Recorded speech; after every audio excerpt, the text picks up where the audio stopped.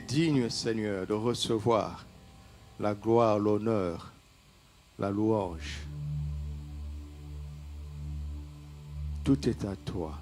Tout a été créé par toi et pour toi. Tu nous as rachetés, tu nous as sauvés. Nous t'appartenons. Et nous sommes là pour renouveler notre amour pour toi, notre engagement de t'adorer, de te servir et de vivre pour toi et de refléter ta gloire et ta souveraineté, ta majesté sur cette terre, parmi cette génération. Tout genou fléchira. Toute langue confessera que tu es Seigneur. Ce n'est qu'une question de temps. Tout genou fléchira. Toute langue confessera que tu es Seigneur, à la gloire du Père, car tu en es digne. Reçois toute la gloire, ô Seigneur Jésus. Nous sommes assis à tes pieds pour recevoir la vie de ta parole, tes précieux conseils, ton enseignement, tes corrections s'il le faut, ta conviction, car ta parole est la vérité, et ton instruction, afin que nous sachions comment marcher, comment nous conduire. Nos cœurs sont ouverts. Toutes les portes de nos êtres sont ouvertes pour recevoir ta parole. Que ta parole nous parle et qu'elle nous touche entièrement. Qu'elle ne laisse aucun aspect de notre existence, de notre vie ici-bas. Et qu'elle nous donne la force dont nous avons besoin pour modifier le cours de notre vie à ta gloire. Amen.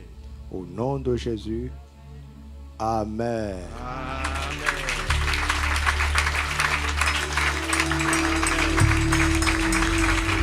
Alléluia.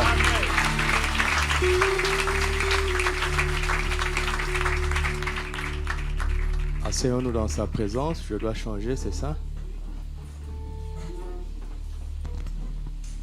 Gloire à Dieu. Alléluia. Pourquoi je dois changer? Un micro, c'est un micro, non? Alléluia. Nous bénissons le Seigneur. En effet, ça sonne mieux. Chacun son métier, chacun son onction. Je ne comprends pas, mais j'obéis. Alléluia. Vous voyez, c'est mieux, hein? C'est mieux d'obéir. Je suis leur pasteur, mais c'est lui le chef de la sono. Il peut me muter, vous ne m'entendez plus. Voilà, c'est comme ça, hein? Chacun est chef quelque part. Soyons chefs avec humilité. Pour la gloire de Dieu. Alléluia. C'est un culte spécial comme nous le ferons une fois par mois. C'est un culte en commun. Tous nos tabernacles nous suivent en même temps. Nous vous saluons. Nous vous saluons. Acclamons pour les autres tabernacles.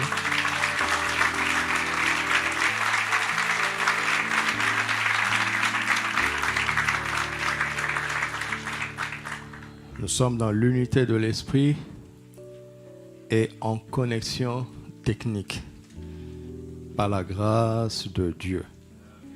Alléluia. Béni soit le Seigneur.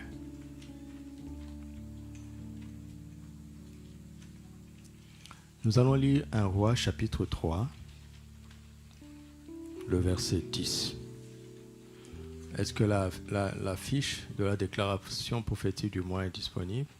Affichez-le pour que nous accueillions, avant d'entrer dans le message du jour, la déclaration prophétique de la parole de Dieu.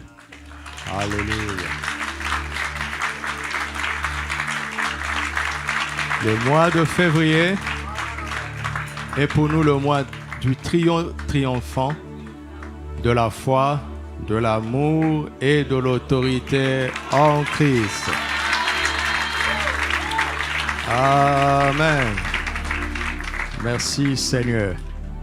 Et nous allons apprendre encore beaucoup de choses. Asseyons-nous dans sa présence. Nous laissons Papa avancer et puis nous allons le suivre. Je ne prêche pas ce que je n'ai pas digéré parce que ça ne sert à rien.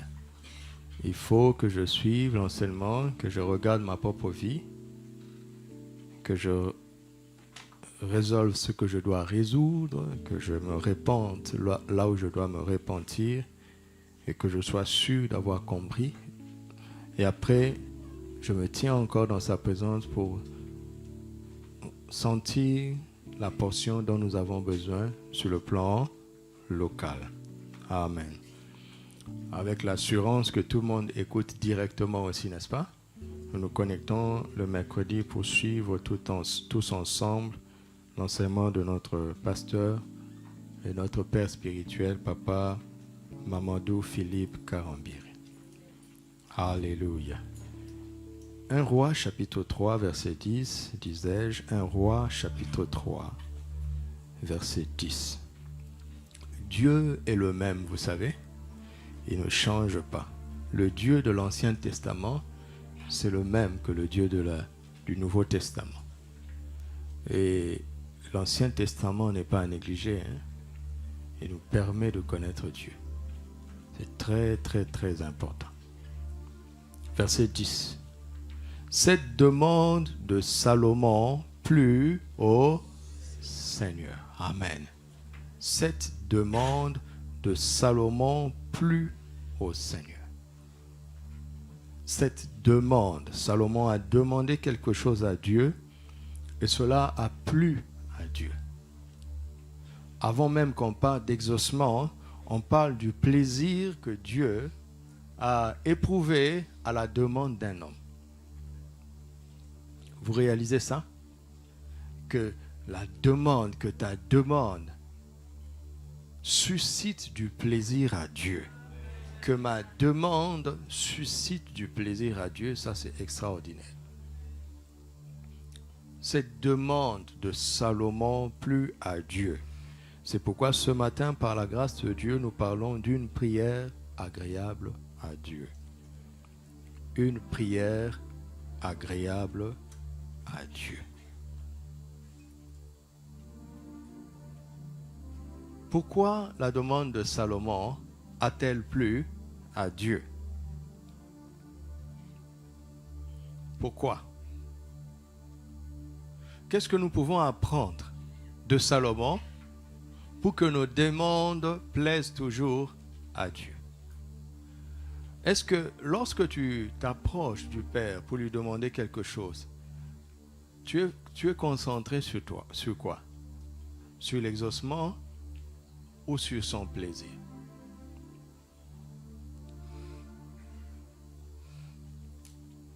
Parce que l'exaucement, c'est notre plaisir à nous.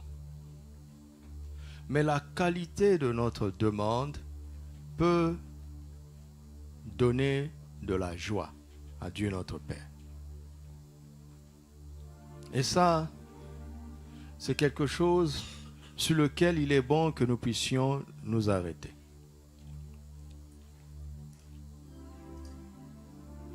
Qu'est-ce qui nous intéresse? Notre propre joie ou la sienne?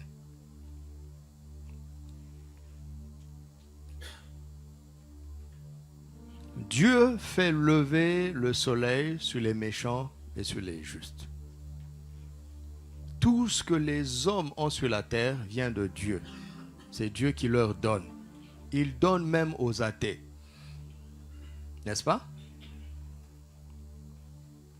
Il donne aux rebelles. Il donne aux méchants. Même le criminel respire par le souffle que Dieu lui renouvelle. Tous les jours.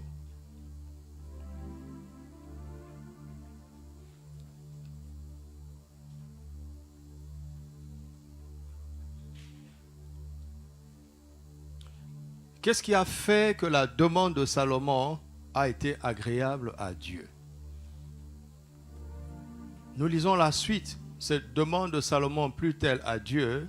Et quand vous considérez la suite, vous voyez que Dieu a d'abord pris plaisir à ce que Salomon n'a pas demandé. C'est-à-dire quand tu demandes quelque chose, Dieu regarde ce que tu n'as pas demandé. Quand tu dis quelque chose, Dieu regarde ce que tu n'as pas dit. Dieu considère à la fois ce qu'on n'a pas dit et ce qu'on a dit. Il considère à la fois ce qu'on n'a pas demandé et ce qu'on a demandé. Il dit, puisque cela, ce que tu demandes, puisque tu ne demandes pour toi. Dieu a pris plaisir à ce que Salomon n'a pas demandé. Salomon n'a rien demandé, n'a demandé rien pour lui, ni contre ses ennemis. Vous voyez? Il y a une demande pour, il y a une demande contre. Dieu a regardé tout ça. Vous savez, une seule parole de notre bouche implique tous ces aspects-là. Tu peux maudire les gens sans les maudire expressément. Tu peux haïr les gens sans les haïr expressément. Mais Dieu, on ne le trompe pas. Il entend tout ça. Il entend les non-dits. Dieu entend les non-dits. Et il veut prendre plaisir à la fois aux dits et aux non-dits. On ne peut pas se cacher de lui. Il entend nos intentions, il entend nos pensées, il entend nos paroles, il entend même le langage de nos actions.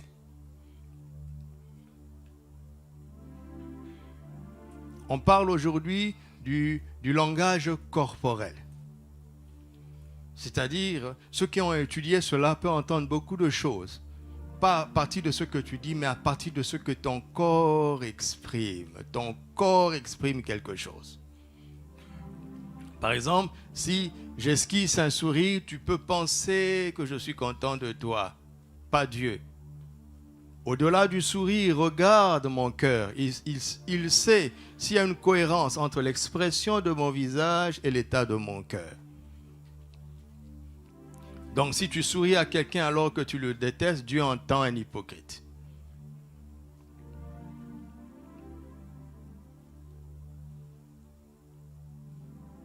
Dieu a pris plaisir à ce que Salomon n'a pas demandé. Et il a aussi pris plaisir à ce que Salomon a demandé. C'est extraordinaire. Il a embrassé toutes les dimensions, tous les langages de sa simple prière. Ta prière exprime beaucoup de choses en même temps, consciemment ou inconsciemment, et Dieu veut y prendre plaisir. On peut demander à Dieu quelque chose pour nous. On peut demander à Dieu quelque chose contre nos ennemis. Salomon n'a rien demandé pour lui, ni contre ses ennemis. Il a demandé l'intelligence, la sagesse pour exercer la justice parce qu'il était roi.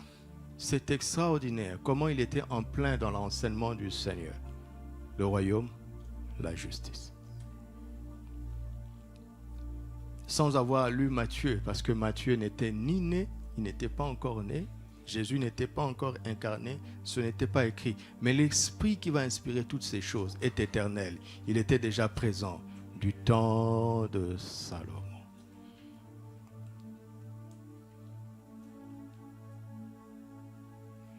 Dieu a pris plaisir à ce que Salomon n'a pas demandé et il a pris plaisir à ce que Salomon a demandé.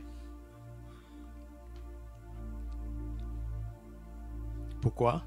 Parce que la prière de Salomon n'était pas centrée sur lui-même. Alléluia. La prière de Salomon était pour que la gloire de Dieu, son royaume et sa justice soient pleinement manifestées. C'est comme si j'entendais Matthieu 6 dans 1 Roi 3. Et Dieu lui dit, puisque voici ce que je te donne en plus de ce que tu as demandé. Et c'est exactement ce que Jésus a dit. Cherchez premièrement le royaume et la justice de Dieu. Et quoi? Ne résistez pas à Matthieu 6, 33.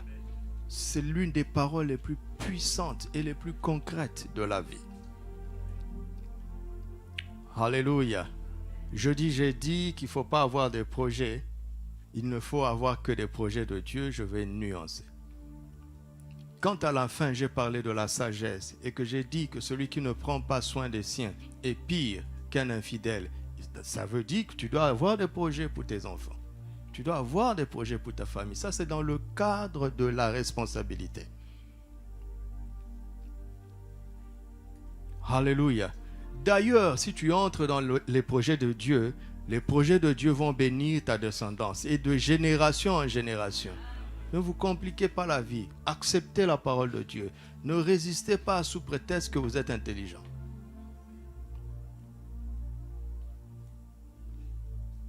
Dieu, personne ne peut suivre Dieu et être irresponsable. Mais non. Dieu ne peut pas dire à un père de famille ne travaille pas parce que tu as la foi. Mais la foi t'enseigne de travailler. Mais nous devons respecter les priorités de Dieu. Ne perdez pas votre temps à résister aux priorités de Dieu. Vous finirez mal, vous finirez mal. Voici un jeune homme qui a respecté les priorités de Dieu et Dieu lui a donné ce qu'il n'a même pas demandé.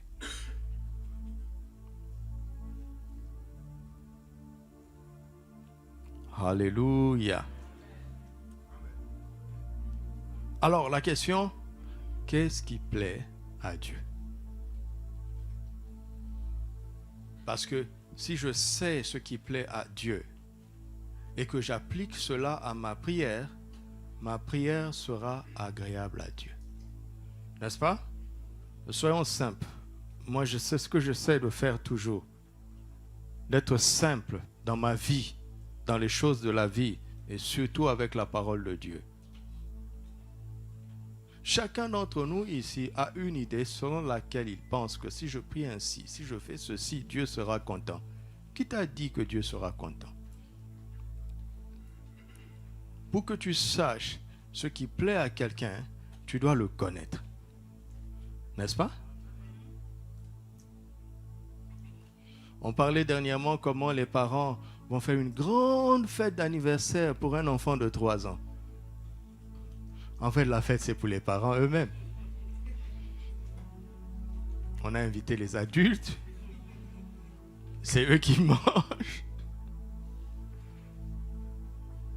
C'est leur joie à eux-mêmes. Et les parents doivent être honnêtes, dire, nous sommes venus nous réjouir parce que Dieu a donné 3 ans à notre enfant. C'est notre joie à nous. Mais ne prenez pas un prétexte que c'est l'anniversaire de l'enfant. Sinon, invitez les enfants, les amis de vos enfants, envoyez-les dans une aire des jeux, donnez-leur ce qui plaît aux enfants et vous ne mangez rien. Ça, c'est leur fête.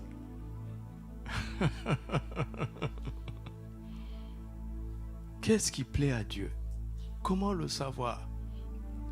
Un jour, je devais aller rendre visite à une personne qui était un peu malade, mais je ne la connaissais pas très bien. Alors j'ai dit à Dieu, mais qu'est-ce que je peux faire? Qu'est-ce que je peux lui apporter?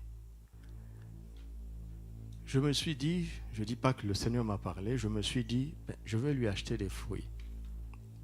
Et je suis arrivé, j'ai pris plusieurs fruits, et là j'étais devant les pommes. Il y avait les pommes rouges et les pommes vertes. J'ai dit, bon, je vais choisir lesquelles. Je vais prendre un peu des deux. Ça, c'est comme ça que j'ai raisonné. Et mon cœur m'a dit, qu'est-ce que tu préfères? Prends-les. Je ne veux pas vous dire si je préfère le rouge ou le vert. Ça, c'est ce que l'expérience m'a appris. Parce que les gens écoutent, mais ils t'étudient. Étudiez la parole. Vous n'avez rien à faire avec moi.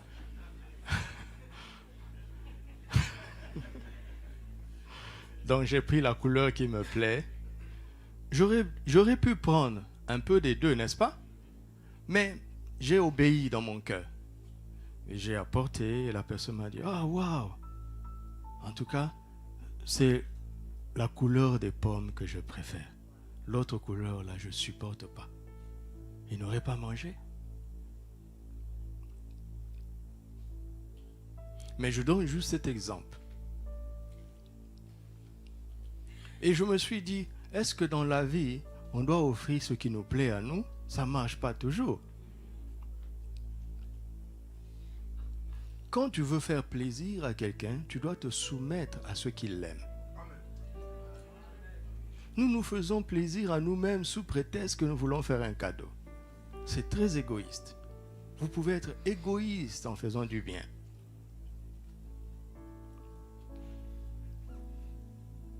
Et Dieu, pour nous corriger, il permet parfois l'ingratitude ou le manque de reconnaissance. Quand tu fais du bien à quelqu'un pour toi-même, s'il ne te dit pas merci, tu en souffres.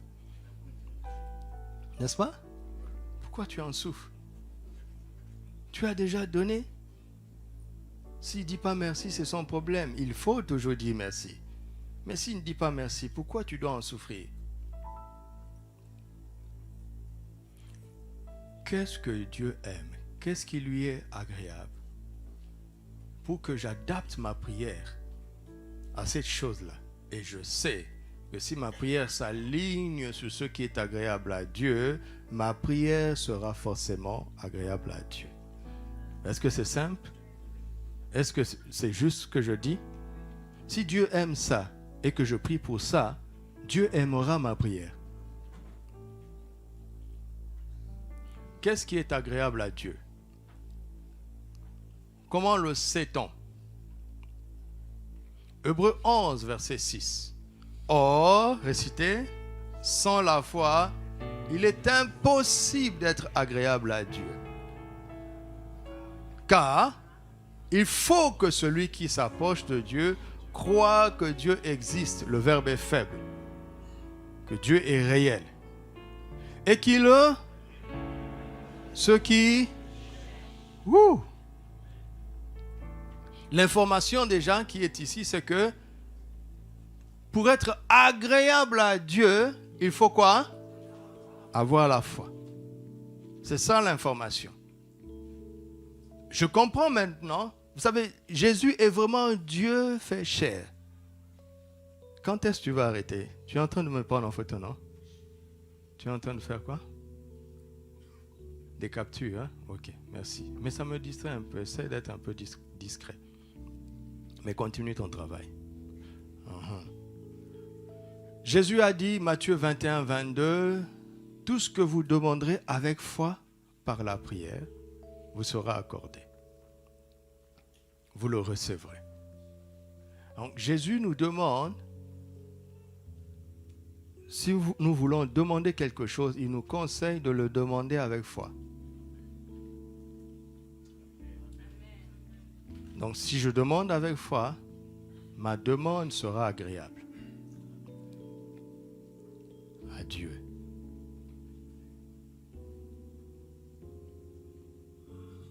Mais Hébreux 11.6 va beaucoup plus loin. Hébreux 11.6 parle d'être soi-même agréable à Dieu, au-delà de ce qu'on lui demande. N'est-ce pas? Et Hébreux 11.6 va plus loin, il dit que Dieu rémunère qui? Ceux qui travaillent pour lui. Dieu rémunère qui? Ceux qui le cherchent lui. Il y a une relation entre sa personne et notre personne dans la foi. Et il prend plaisir à la personne qui a la foi. Et il rémunère ceux qui le cherchent lui, au-delà des choses qu'on peut demander.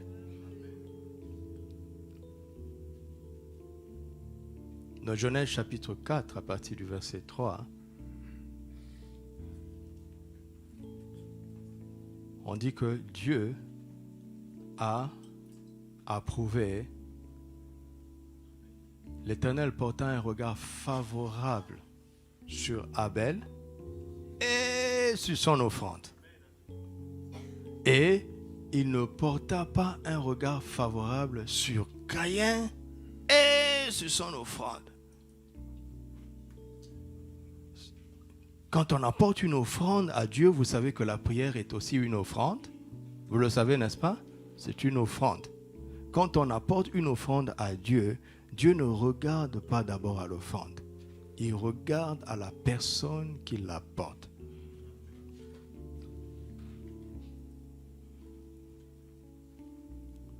Suis-je moi-même agréable à Dieu avant que ma demande le soit? Pour que je sois agréable à Dieu, je dois avoir foi en lui. Il n'y a rien à faire pour que Dieu prenne plaisir à toi. Il veut voir dans ton cœur la confiance envers lui. Et la foi te rend agréable à Dieu, sans les œuvres. C'est pour ça que nous sommes sauvés par la foi sans les œuvres. Et après, nous devons pratiquer les bonnes œuvres.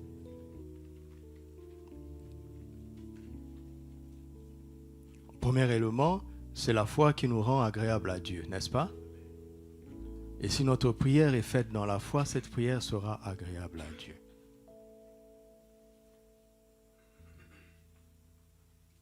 Une prière agréable à Dieu est une prière qui est faite dans la foi. Un jour, quelqu'un a crié à Jésus. Jésus lui a dit, « Crois-tu que je puisse faire cela ?» Il veut voir si ma demande est faite dans la foi. Si elle n'est pas faite dans la foi, elle n'est pas agréable. Ça, ce sont des choses qui plaisent à Dieu. La deuxième chose qui plaît à Dieu, Éphésiens chapitre 1, verset 5. Éphésiens 1, verset 5. Nous ayons prédestinés dans son amour à être ses enfants d'adoption par Jésus-Christ, selon quoi? Le bon plaisir de sa volonté. Dieu prend plaisir à sa propre volonté. Philippiens 2, 13 dit qu'il produit en nous le vouloir et le faire, selon quoi? Le bon plaisir de sa volonté. Selon son bon plaisir. Dieu prend plaisir à sa volonté. Amen. Premièrement, pour qu'une prière soit agréable à Dieu, elle doit être faite dans la foi. Deuxièmement, maintenant, pour qu'une prière plaise à Dieu, elle doit comment? Elle doit être faite dans sa volonté. Ça, c'est une prière agréable à Dieu. Quand elle exprime sa volonté. Vous savez, parfois Dieu dit les choses et il ne les accomplit pas et il nous observe. Et personne ne réagit. Et après des années, on se permet même de dire, Seigneur, tu avais promis. Tu n'as pas tenu parole. Longtemps avant, il avait dit à Jérémie que le peuple de Dieu sera déporté quelque part, mais 70 ans après, ils reviendront. Les 70 ans sont arrivés, le peuple n'est pas revenu. Et Daniel a découvert dans les Écritures que Dieu avait dit ça. Il est allé dans le jeûne et dans la prière. Il a supplié Dieu. S'il ne l'avait pas fait, si Dieu te promet quelque chose, en termes de temps d'ailleurs, et que le moment arrivé, cette chose ne s'accomplit pas, si tu ne réagis pas, c'est que tu n'avais pas cru quand il t'avait parlé.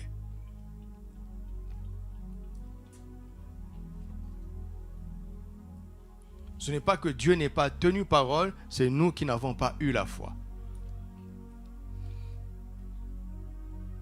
Et 1 Jean 5, 14, que nous avons beaucoup médité, nous dit que nous avons auprès de lui cette assurance que si nous demandons quelque chose selon sa volonté, il nous écoute.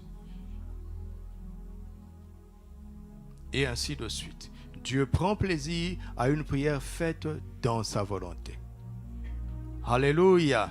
Premièrement, pour que notre demande, notre prière soit agréable à Dieu, il faut qu'elle soit faite dans la foi. Deuxièmement, il faut qu'elle soit faite dans sa volonté. Qu'est-ce qui est agréable à Dieu encore? Romains 8, 8. Romains 8, 8.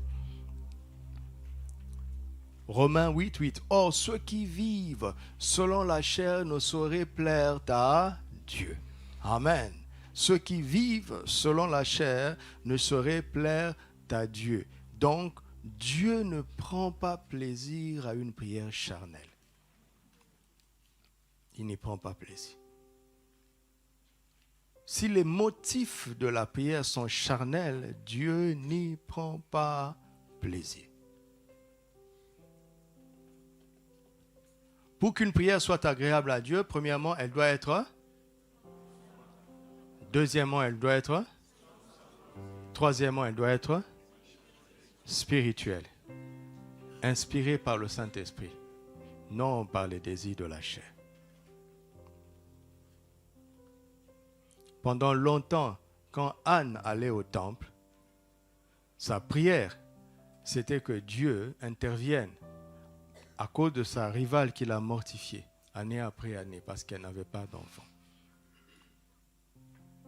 Mais le jour où elle a dépassé ce sentiment, cet esprit de compétition, et qu'elle a senti que Dieu avait besoin d'un homme intègre dans le sacerdoce, et qu'elle s'est proposée d'engendrer un enfant et de le prêter à l'Éternel, voici, là, c'était inspiré. Alléluia. Alléluia. Vous savez, la dimension de la prière inspirée est vraiment, vraiment importante. Importante. Quand tu entres dans la dimension de la prière inspirée, tu te surprends à demander quelque chose que tu n'as jamais entendu quelqu'un demander. Et ce n'est pas que tu avais lu ça quelque part, mais ça jaillit de ton esprit comme ça. Parce que le Saint-Esprit sait ce qu'il convient de demander dans nos prières. Baisse un peu le piano, il est fort.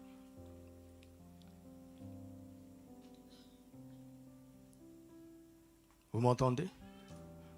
Dieu, en Genèse 22, il dit à Abraham, prends ton fils, ton unique, celui que tu aimes, va vers la montagne que je t'indiquerai et là, offre-le en holocauste. Offre-le en holocauste, c'est-à-dire, tu vas le brûler et il sera entièrement consumé. Il ne restera que de la cendre. Il ne te restera rien de cet enfant qui est unique, que tu aimes.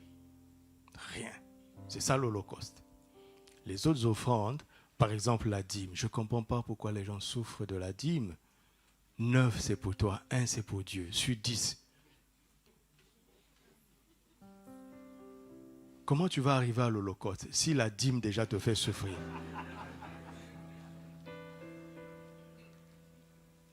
Ne riez pas, regarde à ton cœur. Je parlais un jour, je voulais secouer un frère. Je lui ai dit, la dîme de 10 dirhams, c'est combien? Il dit, c'est 1 dirham. Si tu as 1 dirham, tu vas donner combien? Si tu as 10 dirhams, tu vas donner combien à Dieu? Il dit 1 dirham. Je lui ai dit, la dîme de 1000 dirhams, c'est combien? Il dit 100 dirhams. Si tu as 1000 dirhams, tu vas donner combien à Dieu? Il dit 100 dirhams, si tu as 1000 dirhams. Je lui dis, la dîme d'1 milliard, c'est combien? Il dit, ah, pasteur. C'est comme ça qu'il a réagi, parce qu'il sent déjà où on va en arriver. 100 millions à Dieu. Mais il te reste 900 millions. Comment est-ce que Dieu aura confiance pour te confier 1 milliard? Il voit déjà que tu ne lui donneras pas 100 millions.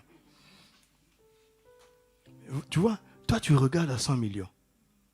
Tu oublies les 900 millions. Il y a un problème. Écoute, celui qui a donné 1 dirham à Dieu, parce qu'il n'a que 10 dirhams, a donné exactement pareil que celui qui a donné 100 millions à Dieu, parce qu'il a 1 milliard. Il n'a pas fait plus. Il n'a pas fait plus. Hein. Il n'a pas fait plus.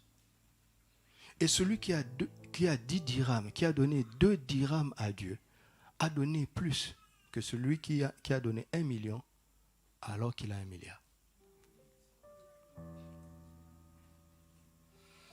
Vous m'entendez?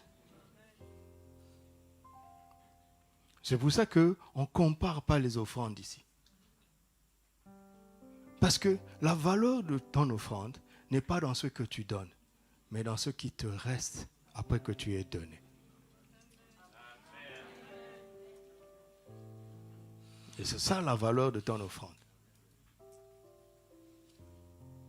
Donc si un pasteur dit, ce frère-là, il donne 100 000 et il honore, ce pasteur n'est pas agréable à Dieu.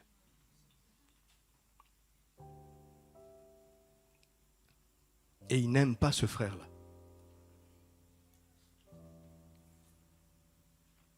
Alors, j'étais en train de dire que quand Dieu a demandé à Abraham de donner l'holocauste de sa vie, Abraham a appelé ça l'adoration. Ce n'est pas Dieu qui a dit ça. Vous m'entendez? Dieu n'a pas dit à Abraham, prends ton fils, ton unique, celui que tu aimes, va m'adorer sur la montagne. Dieu a dit, offre-le en holocauste. Et quand Abraham a pris son fils, il dit, nous irons avec le jeune homme jusque là pour l'adorer. Abraham a appelé ça l'adoration. Donc l'adoration, ce n'est pas une chanson. Il y a des chansons qui nous plaisent à nous, mais qui ne plaisent pas à Dieu. Dieu n'est pas ému par nos rythmes. Il n'est pas ému par nos mélodies. Il est ému par le sacrifice et l'intensité du cœur. Il n'est pas ému par la musique. La musique, c'est pour nous. C'est un support qui est supposé porter un message d'amour envers Dieu. Un message d'amour dans la vérité, authentique, par la foi. C'est pour nous. Tout ça là, c'est pour nous. Mais c'est un support. Un plateau est utile. Une assiette est utile pour présenter quelque chose. Mais ce qui importe, c'est ce qu'on met dans l'assiette. C'est ce qu'on met dans la chanson. C'est ce qu'on met dans la mélodie. C'est ce qu'on met dans la musique. La musique, ce n'est pas l'adoration. C'est un support d'adoration. Alléluia. Et vous savez ce qui est arrivé? Abraham n'a pas tué Isaac. Dieu n'a pas permis cela. N'est-ce pas? Mais c'était juste pour l'éprouver. Mais longtemps après, dans le Nouveau Testament, Hébreux 11 va nous révéler qu'Abraham espérait que Dieu ressusciterait les morts.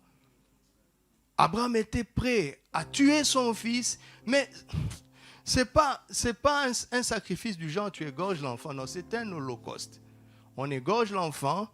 Il est entièrement consumé par le feu, il restera de la cendre. Et Hébreux 11 dit qu'Abraham comptait que Dieu ressusciterait, c'est-à-dire il ramènerait Isaac de la cendre. N'est-ce pas ça l'enlèvement? Le jour de l'enlèvement, c'est ce qui va se passer. Ton arrière-arrière-grand-père qui est mort dans la foi va être restitué complètement. Alléluia! Ceux qui sont morts dans les crashs des avions, il n'y a plus de reste. Mais non, le Saint-Esprit est capable de les reconstituer. Ils ont été décomposés depuis des centaines d'années. Je vous dis que le Saint-Esprit va les reconstituer.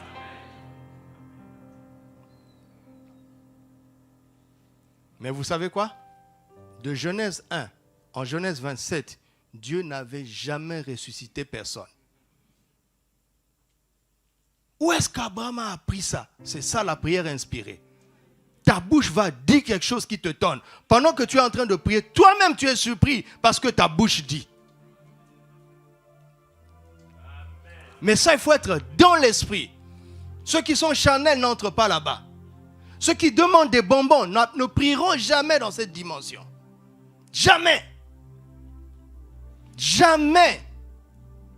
Quand on insiste pour nous exhorter à nous détacher de nos besoins, à poursuivre premièrement le royaume et la justice de Dieu, mais tu vas avoir 1 milliard de fois ce que tu aurais pu avoir par toi-même. Tu vas entrer dans des choses extraordinaires. Et les voitures, les maisons pour lesquelles tu rêves deviendront des cacahuètes. Je vous dis que ce sont des cacahuètes. Est-ce que quelqu'un reçoit ça? Je sais que tu as une difficulté de t'imaginer qu'un jour, une voiture deviendra banale pour toi. Ton cerveau n'arrive pas à le concevoir, mais suis le royaume et la justice de Dieu. Alléluia. Tu deviendras propriétaire d'un charroi automobile. Pas pour toi-même, mais tu auras une entreprise avec des bus, des voitures scolaires. Et parfois tu te réveilles, tu dis, ça c'est moi, le piéton d'autrefois. Oui, continue à poursuivre le royaume. Alléluia. Un jour j'étais au comble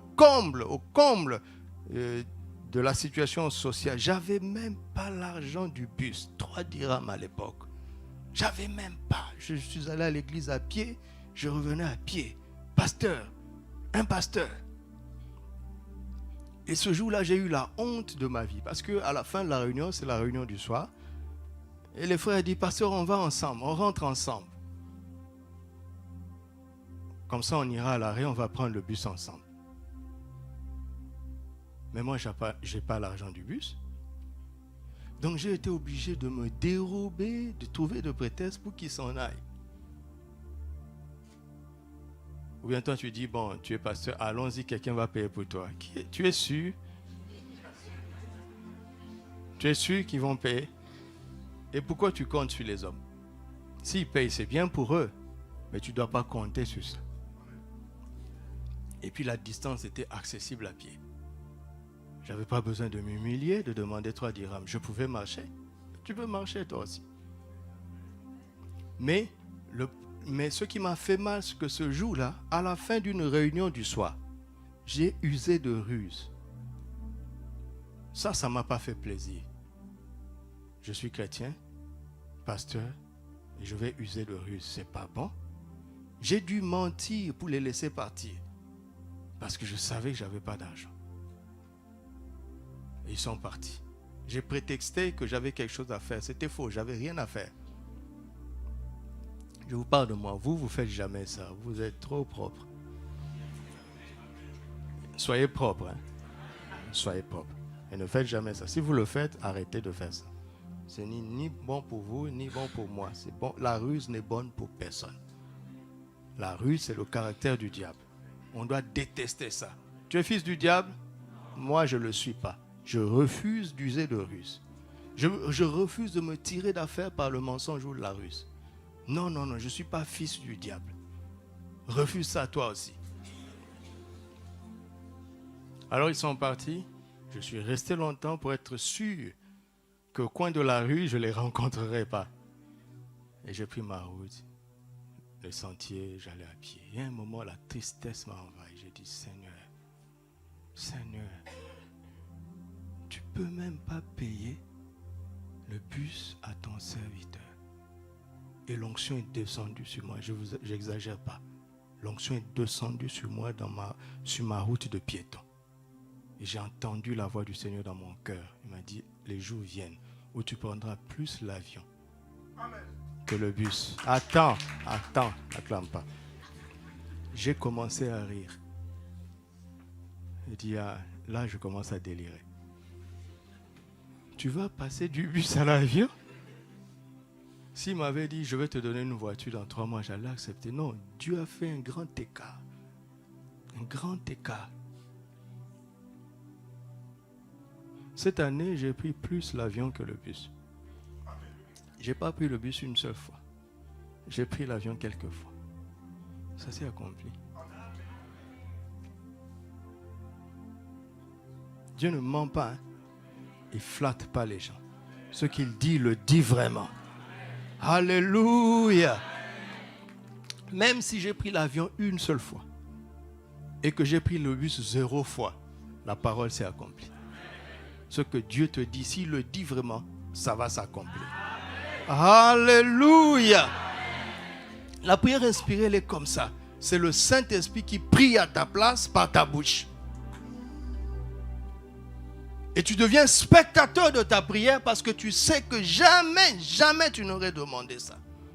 Pourquoi? Parce que tu n'as pas lu un témoignage comme ça, tu n'as pas lu un texte biblique dans ce sens. Il n'y a pas d'antécédent, il n'y a pas d'antécédent.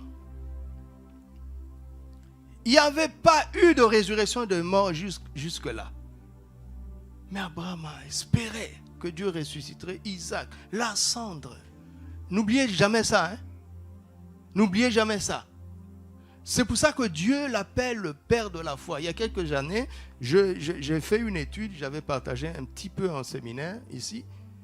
Tout ce qu'on peut appeler comme acte de la foi, cet homme l'a vécu. La résurrection de Lazare, c'est 4 jours. Il y avait encore ses os, mais Abraham a cru plus que ça. Il n'est pas le père de la foi pour rien. Amen. Donc, une prière agréable à Dieu est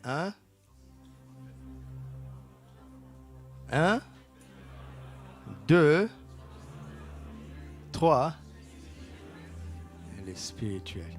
Un prix inspiré par le Saint-Esprit. Et pour ça, refuse d'être charnel. Vous savez, les moments où tu es charnel, tu n'es pas spirituel.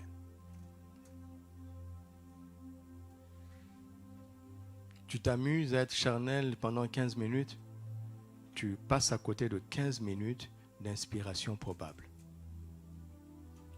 Quelqu'un a entendu ce que j'ai dit?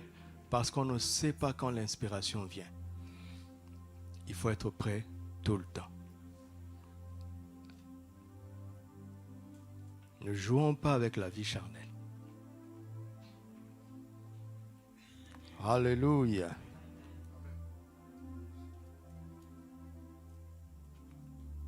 Nous allons prendre le chemin de la prière de la foi parce que il y a vraiment une relation directe entre la foi, la volonté de Dieu et la vie de l'esprit. Si sans la foi, tu ne peux être agréable à Dieu, et si en vivant dans la chair, tu ne peux être agréable à Dieu, c'est que la vie de la chair, en fait, est une vie incrédule.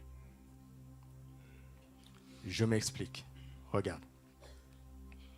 Le péché ne doit plus dominer un enfant de Dieu. Tu comprends? Partout où le péché te domine, c'est parce que tu es incrédule sur ce terrain-là.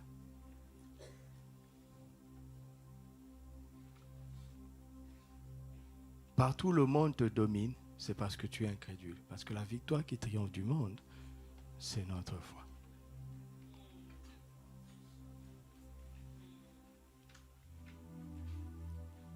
Et la foi vient de ce qu'on entend vient de la parole de Christ. Or, la parole de Christ, c'est l'expression de la volonté de Dieu. Si tu es dans la foi, tu es dans la volonté de Dieu. Alléluia. Donc, pour faire simple, la prière que Dieu a créée est la prière de la foi. La prière de la foi est agréable à Dieu. La prière d'incrédulité est désagréable à Dieu. Ce que nous devons apprendre, c'est que j'ai mis du temps à comprendre cela.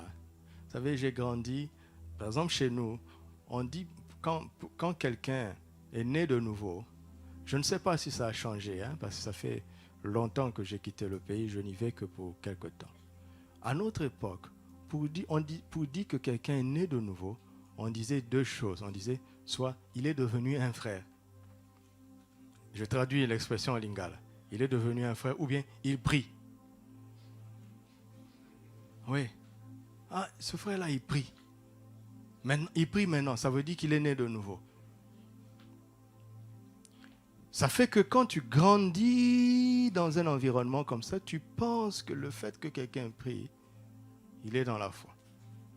Et tu penses que toutes prières qu'on dit à Dieu, toutes les demandes qu'on fait à Dieu sont des demandes de foi.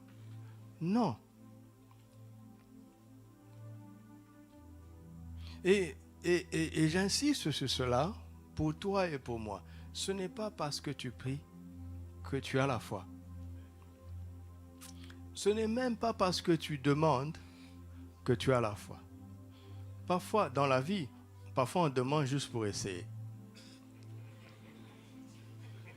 Il dit, s'il ne donne pas, on n'a rien perdu. Mais avec Dieu, ce n'est pas comme ça. On ne demande pas pour essayer, on demande pour recevoir. Si tu n'es pas sûr de recevoir, ne demande pas. Si tu n'es pas sûr qu'il va te donner, ne demande pas. Et donc la prière est ce moyen d'expression de nos demandes. Il dit, tout ce que vous demanderez avec foi par la prière. On ne demande pas à Dieu comme ça, brutalement. Non, on demande à Dieu ce qu'on veut dans le cadre de la prière. Et comment prier Dieu, ça s'enseigne. Et c'est ce que nous sommes en train de faire. Et dans la foi, Avant d'ouvrir ta bouche pour demander quelque chose à Dieu, pose-toi la question si tu crois. Parce que Jésus va te dire, crois-tu que je puisse faire cela? Jésus va te demander ça. La prière de la foi est agréable à Dieu. La prière d'incrédulité est désagréable à Dieu. Ce que Salomon a demandé à Dieu, il croyait vraiment que Dieu est capable de la lui donner. Dieu peut te donner une grande sagesse d'exercer la justice sans que tu fasses les études de droit. Tu peux absorber en une nuit le cursus de 5 ans. C'est ce qui s'est passé avec Salomon en une nuit, dans un songe. Il a accédé à une sagesse qui dépasse tous les sages et les juges d'Israël et de tout l'Orient. En une nuit, je ne sais pas si vous respectez la Bible, si vous comprenez. Je ne sais pas si vous mesurez le sérieux de ce livre. Toi là, tu peux construire un bateau? Tu peux construire un bateau? Mais comment Noé a fait? Quelle école d'architecture navale il a faite? Quelle école? La parole de Dieu est venue avec sa capacité. Et reçois ça. Ça, c'est le surnaturel. En une nuit, Salomon a dépassé tous les juges et les sages de l'Orient. En une nuit. C'est-à-dire, quand il demandait à Dieu la sagesse, il croyait que Dieu pouvait faire d'un jeune homme, en un instant, le plus sage de tout l'Orient. Reçois ça au nom de Jésus. Il croyait, il croyait. Il croyait. Ne laisse pas la raison limiter ton audace dans la prière.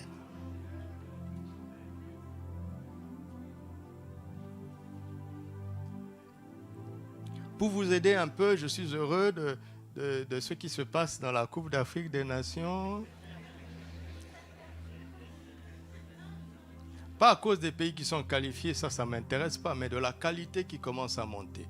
Vous savez, ces joueurs-là, ils jouent dans les clubs européens. Mais quand il y a la Coupe du Monde, l'Africain a hérité d'un complexe. Dans le club, ils sont collègues. Parfois, il est le meilleur dans le club. Mais quand il porte le maillot du pays, il dit que le Soudan est inférieur au Brésil. Qui vous a dit ça? Dans votre club en Europe, vous êtes des collègues. Quelque chose est en train de se passer en Afrique. Dieu est en train de décomplexer les Africains.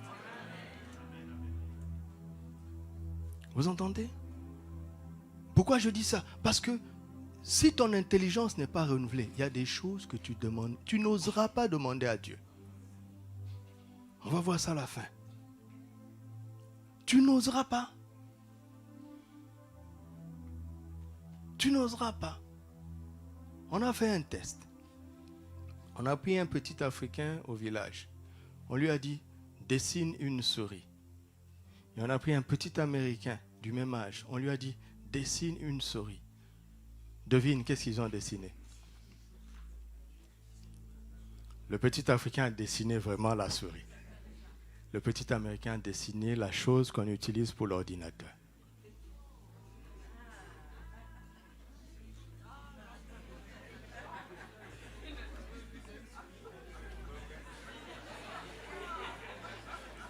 Maintenant, dis-moi, qu'est-ce que tu vas faire avec une souris, le rat de la maison? Mais avec la souris de l'ordinateur, tu as accès au monde. En un clic, tu as les informations. C'est anodin, mais ça nous conditionne. Soyez déconditionnés de ces choses. Au nom de Jésus. Nos prières sont limitées.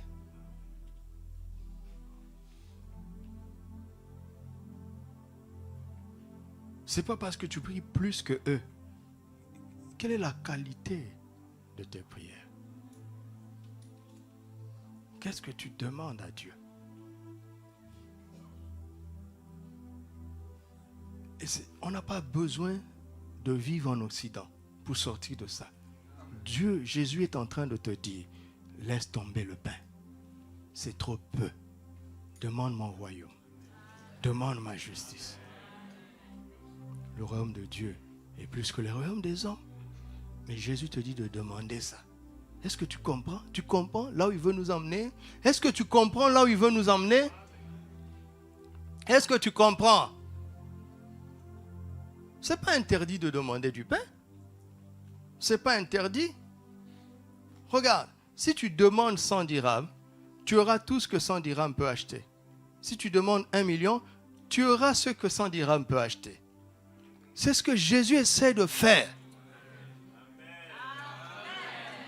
Vous n'allez pas me dire que ce Dieu qui a donné la manne pendant 40 ans, c'est-à-dire du pain à un peuple, vous n'allez pas me dire qu'il néglige le pain. Lui-même, il s'est appelé le pain de vie. Il connaît la valeur du pain.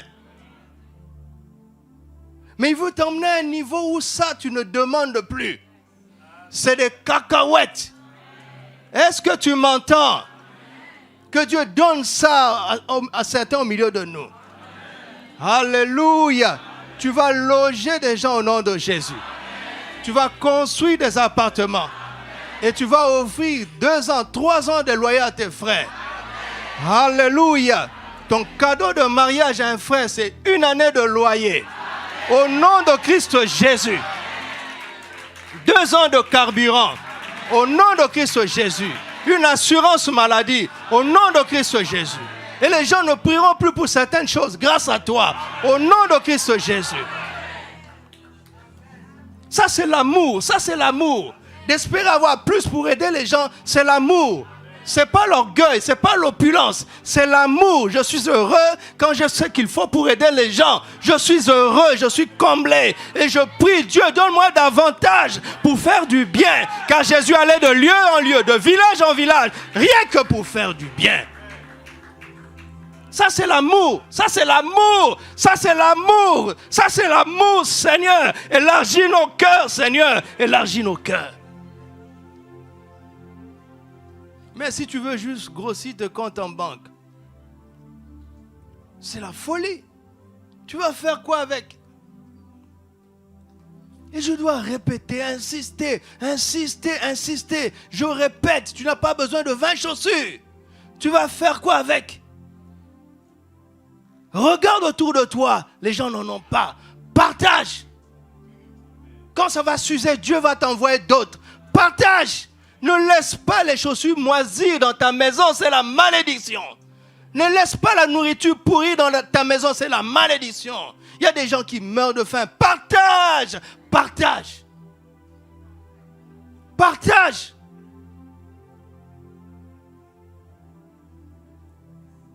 Partageons, partageons, partageons. Nous sommes frères, nous sommes sœurs. Partageons.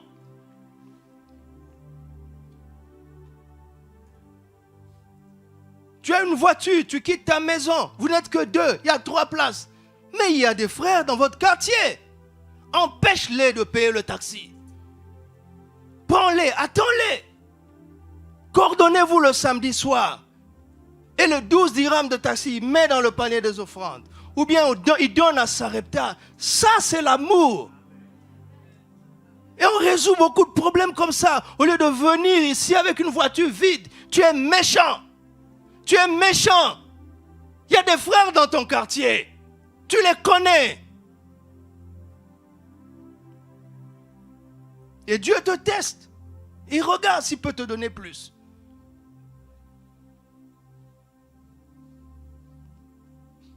Qu'est-ce que vous voulez qu'on nous dise? Vous voulez quoi? La théologie de la prière? Mais non, il n'y a pas de théologie de la prière. Il n'y a pas de théologie de la prière. Il y a la pratique de la prière. Dieu prie qui? Il demande à qui?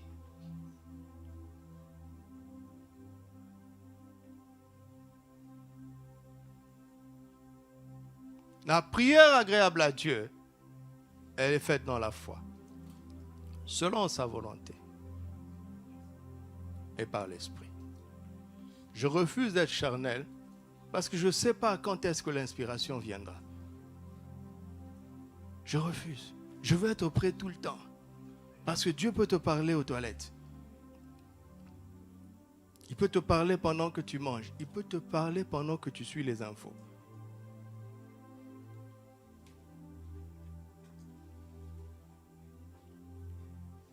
Quand tu vois un chrétien qui vit pour amasser, je vais vous dire deux choses. Un, il ne connaît pas Dieu. Deux, il n'est pas heureux. Parce qu'il y a plus de bonheur à donner qu'à recevoir. Il n'est pas heureux.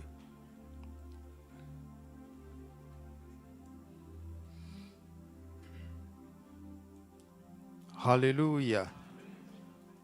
Alors, si nous voulons que nos prières plaisent à Dieu, nous devons combattre l'incrédulité.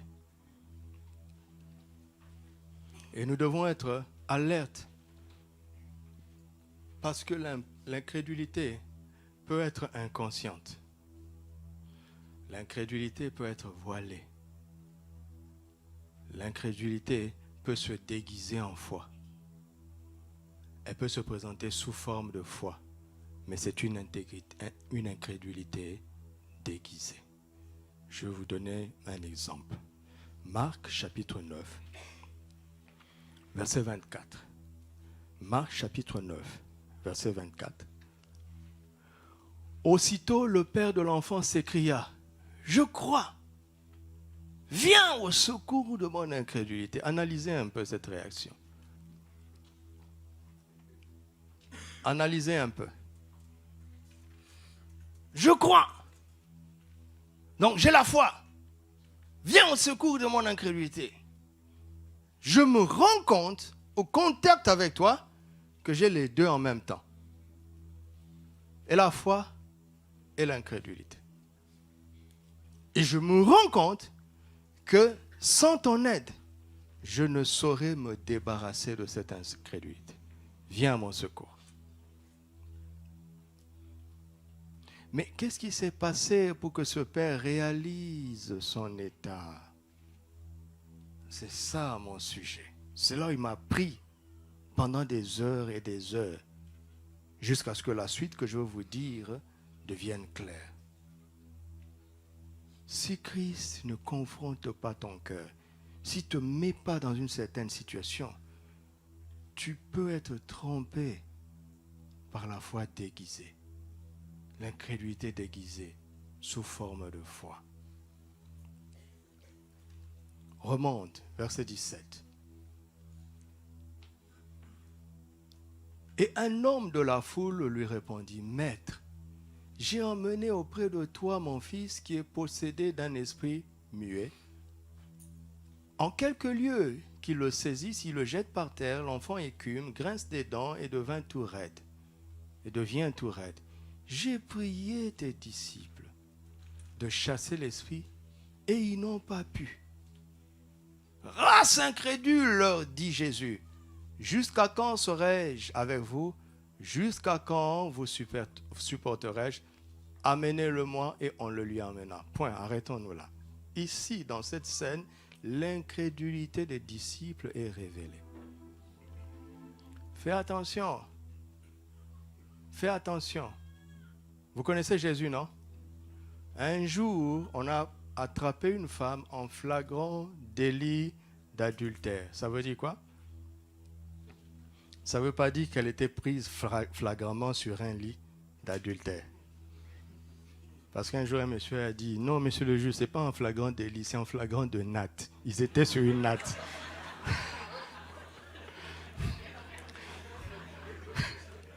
Il a attrapé sa femme en flagrant délit d'adultère.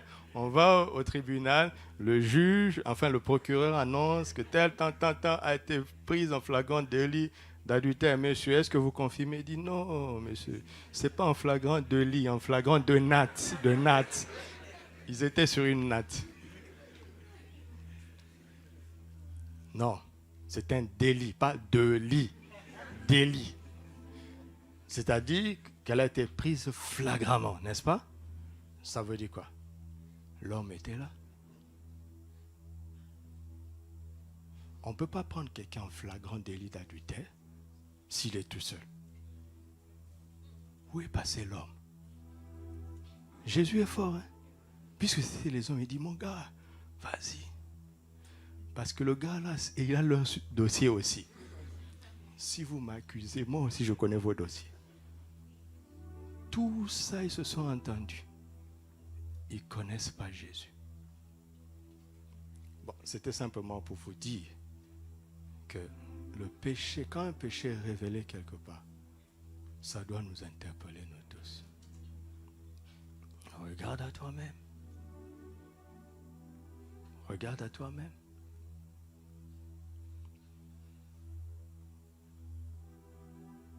L'année passée, on a eu un incident ici. Heureusement, la grâce de Dieu est passée. Un frère et une sœur de l'Assemblée. La sœur s'est retrouvée enceinte avant qu'on ne se marie. Et je vois des gens qui ont été dans l'impudicité, les condamner. Des gens que moi je connais dans l'église, qui ont été dans l'impudicité. C'est parce que la fille n'est pas tombée enceinte. Mais il faut être courageux, hein? Non, il faut être fou. Celle-là est tombée enceinte. Mais c'est la même chose que tu as fait. Et tu oses hausser le ton. Mais tu es fou. Tu es fou. Tu dois trembler. Tu dois dire, ça aurait pu être moi. Voici ce père emmène son enfant vers les disciples. Et les disciples n'ont pas pu chasser. Je dis, mais tu aurais dû chasser toi-même. Hé, tu es chrétien ici? Tu crois en Jésus? S'il y a une manifestation démoniaque là où tu es, tu vas appeler le pasteur? Tu vas appeler les anciens? Répondez. Tu vas faire quoi? Chasse-le toi-même? Voici les miracles qui accompagneront ceux qui auront cru. En mon nom, ils chasseront les démons. Il n'a pas parlé des pasteurs. Il y a des pasteurs qui ne chassent pas les démons. On ne chasse pas un démon parce qu'on est pasteur. On chasse un démon parce qu'on croit au nom de Jésus. Et même si on n'est pas pasteur. Voici déjà toi-même, tu n'y arrives pas. Et tu vas condamner les autres parce qu'ils ont échoué. Mais Jésus n'est pas dans ce débat-là. Il parle sévèrement à ses disciples. Race incrédule. Oui, des disciples incrédules, des apôtres incrédules. Mais ça nous dérange. Mais nous savons qu'il y a des moments où ils ont pu. Ah, donc ils sont pas... Il y a une nuance. Jésus sait ce qu'il est en train de faire.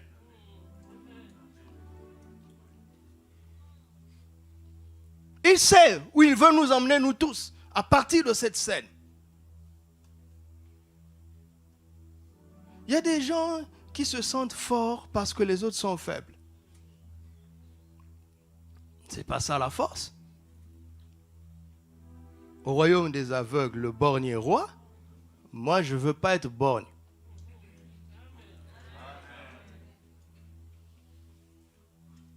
Si tu te mesures avec les faibles, tu seras content des petits résultats. Ah, eux, ils sont incrédules. Et toi, tu es comment? Remets le texte. Regardez ce que Jésus va faire. Contrairement à ses habitudes, frères et sœurs, s'il vous plaît, quand vous lisez Matthieu, Marc, Luc, Jean, ne soyez pas pressés. Ne soyez pas pressés. Verset 20. Et aussitôt que l'enfant vit Jésus, l'esprit l'agita avec violence, il tomba par terre et se roulait en écumant. C'est une scène d'urgence, n'est-ce pas? Il est en train d'écumer. Vous savez ce que c'est écumer? Il ne fait pas que rouler par terre. Hein? Il est en train d'écumer. Il peut étouffer. Il peut mourir. C'est une scène d'urgence, mais Jésus de tout, il commence à causer. C'est grave ça. Jésus demanda au Père, combien a-t-il de temps que cela lui arrive? Le papa aussi répond, depuis son enfance, répondit-il. Et il raconte. Et souvent, l'enfant est en train d'écumer. Hein? Et souvent, l'esprit l'a jeté dans le feu et dans l'eau pour le faire périr. Mais si tu peux quelque chose, si tu peux, il n'est pas sûr que Jésus puisse.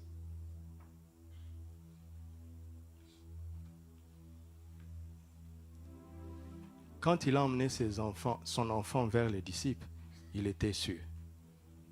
Est-ce que vous savez qu'il y a des gens qui ont plus confiance en l'homme de Dieu qu'au Dieu de l'homme.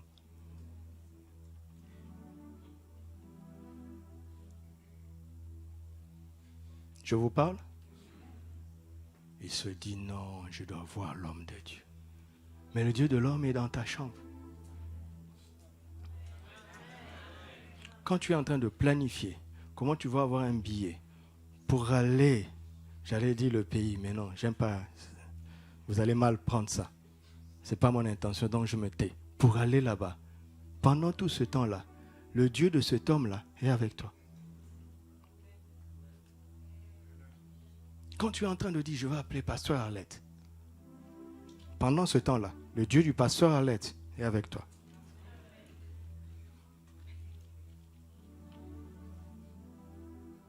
Quand il a emmené son fils vers le disciple, il n'a pas dit si vous pouvez. Mais il est maintenant devant Jésus. Il dit si tu peux, remets le texte, c'est plus important que moi. Mais si tu peux quelque chose, hey, c'est une prière, hein? Viens à notre secours et compassion de nous. Jésus ne supporte pas ça, hein? Oui, Jésus réagit. Si tu peux, il est allergique à ça. Mais tout est possible à celui qui croit. Jésus ne dit pas tout est possible pour moi. Pourquoi il dit à celui qui croit? Il est en train de l'englober. Il connaît l'état de son cœur. Alors le monsieur réagit. Je crois, viens au secours. Voici la scène. Un père incrédule emmène son enfant vers les disciples incrédules. Il faut qu'il soit guéri. Et quand on amène Jésus, il doute de Jésus. Vous aurez le miracle comment? Et c'est comme ça qu'on prie.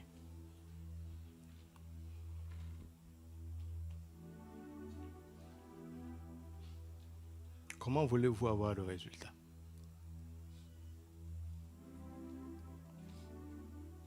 L'incrédulité était là, elle était cachée sous forme de foi. Quand les disciples disaient « Au nom de Jésus, sors !» on disait « Waouh, qu'est-ce qu'ils ont la foi !» Quand le papa a pris son enfant, il dit « On va aller chez les disciples », on dit « Waouh, un papa de foi !»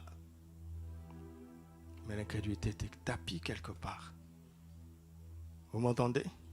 Et c'est ce que l'Esprit est venu démasquer aujourd'hui. Afin que ta prière soit agréable. Simplement. Simplement.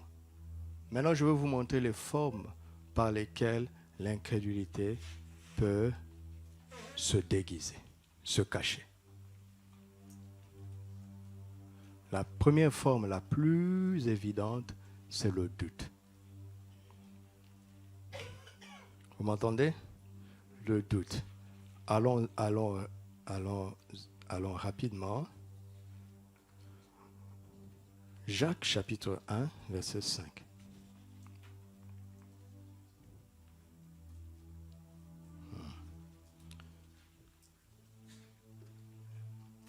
Si quelqu'un d'entre vous manque de sagesse, qu'il la demande à Dieu, qui donne à tout simplement et sans reproche, et elle lui sera accordée, verset 6, mais qu'il la demande avec foi, sans douter. Vous m'entendez? Il aurait dû dire simplement qu'il la demande avec foi. Pourquoi il précise sans douter? Parce qu'il dit, pendant que tu es dans cet élan de foi, dans cette prière de foi, sonde-toi toi-même s'il n'y a pas un peu de doute. Et à cause du doute, cette personne, qu'elle ne s'imagine pas qu'elle recevra quelque chose. Vous m'entendez? Vous avez lu le verset 7 avec moi? Vous avez lu? Tout ce que vous demanderez avec foi, par la prière, vous le recevrez. Mais s'il y a le doute, vous ne le recevrez pas. Frères et sœurs, vous entendez ça? S'il y a le doute, vous ne le recevrez pas. C'est-à-dire, si le doute accompagne votre foi, vous ne recevrez pas. La foi est là, hein? Mais le doute l'accompagne. Pourquoi? Qu'est-ce que le doute fait? Romains chapitre 4, verset 19. Romains 4, verset 19. Il faut se parler à soi-même, tu vois. Quand tu as reçu la parole de Dieu et que les faux raisonnements viennent, il faut réagir, parle-toi à toi-même. Il dit, et sans faiblir dans la foi, il ne considéra point que son corps était déjà usé, car il avait près de 100 ans. Verset 18, verset 18. Non, verset 18. Oui, verset 19, verset 20. Il ne douta point par incrédulité au sujet de la promesse de Dieu, mais il fut... Comment? Waouh, ce verset est chargé. Ce verset est chargé. C'est un verset expérimental, pratique, qui nous montre comment notre père Abraham a mené victorieusement le bon combat de la foi. Dieu lui a parlé, il a saisi la parole et on dit sans faiblir dans la foi. Donc il a refusé de laisser sa foi s'affaiblir. Pourquoi? Parce que c'est le doute affaiblit la foi. Le doute. On ne parle de doute que lorsque la foi est déjà là. Vous m'entendez? Tu ne peux pas douter de quelqu'un en qui tu ne crois pas. N'est-ce pas? Par exemple, tu ne peux pas perdre si tu n'as rien. Le doute vient pour affaiblir la foi qui est déjà présente. Donc le doute est familier pour tous les hommes et les femmes de la foi. Mais nous devons réagir. Tu as vraiment cru. Mais quand le doute te sollicite, qu'est-ce que tu dois faire? Tu dois d'abord comprendre que le moment où tu considères, tu dis, ah, vraiment, hein, Dieu a-t-il vraiment réellement dit? Vraiment. Quand tu commences à considérer ça, ta foi commence à faiblir. C'est ça le but. C'est ça le but. Mais qu'est-ce que tu dois faire? Tu fais comme Abraham. Fortifier dans la foi en donnant gloire à Dieu. Donc c'est la louange. Le doute affaiblit la foi, la louange à Dieu fortifie la foi. Vous voulez un conseil? Dieu t'a parlé, tu as vraiment cru. D'accord? Quand l'instant de doute est arrivé, tu as rejeté le doute. Tu as bien fait. Bascule dans la louange. Ne te contente pas de rejeter le doute parce que le moment du doute l'a affecté ta foi. Même si le doute s'en va, ta foi a été affectée. Il faut le redynamiser. Il faut le redémarrer. Il faut le revitaliser par la louange. Tu te lèves, tu commences à dire, tu es fidèle, tu es fidèle, tu es fidèle, ta joie est ma force. Comment tu vas déprimer en chantant ça? Dieu t'a parlé à l'église, tu es vraiment plein de foi, tu rentres à la maison. Dès que tu rentres dans ta chambre, le problème te dit, bonjour, tu as bien chanté là-bas, tu as bien écouté cet homme-là. Ben, moi je suis là, je t'attends. Et puis tu dis, ah, c'est vrai, hein? Je dis, non. La parole de Dieu est vraie. Tu as bien réagi.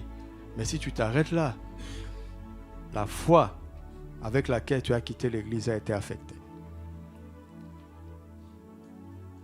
Réagis dans la louange. Ce que Dieu a dit, il a vraiment dit. Ce que sa bouche a dit, sa main l'accomplit. Ce que sa bouche a dit, sa main l'accomplit. Dieu m'a tout donné. Dieu m'a tout donné. Car il est fidèle. Tu es devenu têtu pour le diable.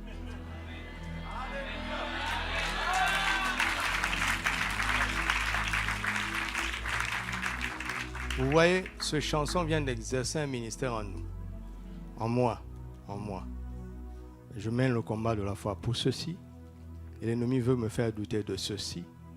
Quand je résiste et que je loue le Seigneur, au lieu de dire que Dieu me l'a donné, je commence à dire Dieu m'a tout donné. J'ai dépassé même le besoin d'aujourd'hui.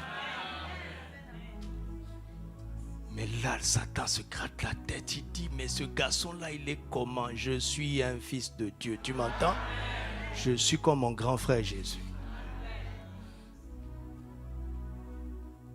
Rejette le doute, mais bascule dans la louange. Alléluia. Et là, ta prière qui devient agréable à Dieu, ce n'est plus la demande. Oui, c'est merveilleux. Ça devient de la louange. Waouh! Deuxièmement, l'incrédulité se déguise sous forme de peur. Est-ce que vous savez que la peur peut faire prier les gens? Vous le savez très bien apparemment. Marc chapitre 4, versets 35 à 40. Vous voyez, tout est dans les évangiles. Je prends les séquences avec Jésus. C'est lui l'auteur de la foi. Ce même jour, sur le soir, Jésus leur dit, passons à l'autre bord. Après avoir renvoyé la foule, ils l'emmenèrent dans la barque où il se trouvait. Il y avait aussi d'autres barques avec lui. Il se leva un grand tourbillon et les flots se jetaient dans la barque au point qu'elle se remplissait déjà. Et lui, il dormait à la poupe sur le coussin. Il le réveille et lui dit, ça c'est la prière. Maître, ne t'inquiètes-tu pas de ce que nous périssons? Tu ne penses pas à nous. Nous sommes en train de périr, tu ne le sais pas? Si tu n'interviens pas, nous allons périr. Ça, c'est la prière de la foi, ça? Ça, c'est la prière de la peur. Et vous voyez les parents prier beaucoup pour leurs enfants. Seigneur, fais que mes enfants ne touchent pas à la drogue.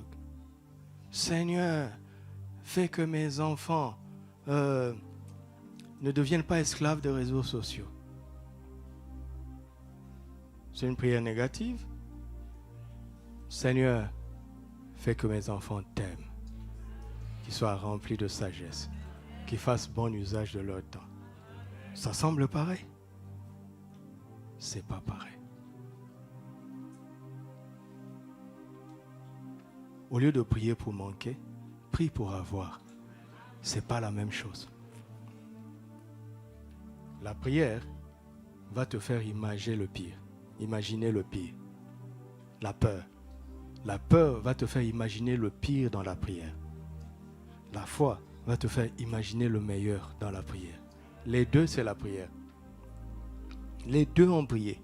L'un est motivé par la peur, l'autre est motivé par la foi. La peur, les inquiétudes, c'est une forme d'incrédulité déguisée. Vous m'entendez? Vous m'entendez? Le manque de pardon. On va pas lire, noter Marc 11, versets 22 à 26. C'est une forme d'incrédulité déguisée. Si tu crois que Dieu t'a pardonné, tu ne peux que pardonner à ton prochain. Mais si quelque part tu crois que tu as mérité un peu de... Tu as mérité un peu la grâce. C'est paradoxal, mais parfois on pense ça.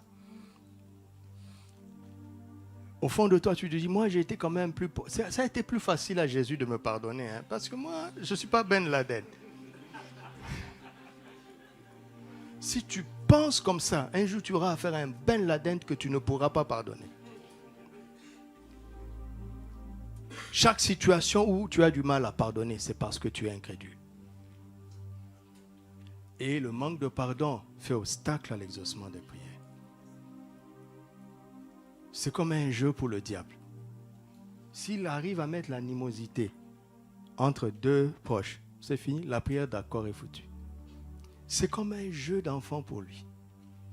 Il faut que ton cœur soit rempli d'amour à un tel point que le diable ne peut plus te manipuler. Par des sentiments, l'amertume et des choses semblables. Alléluia.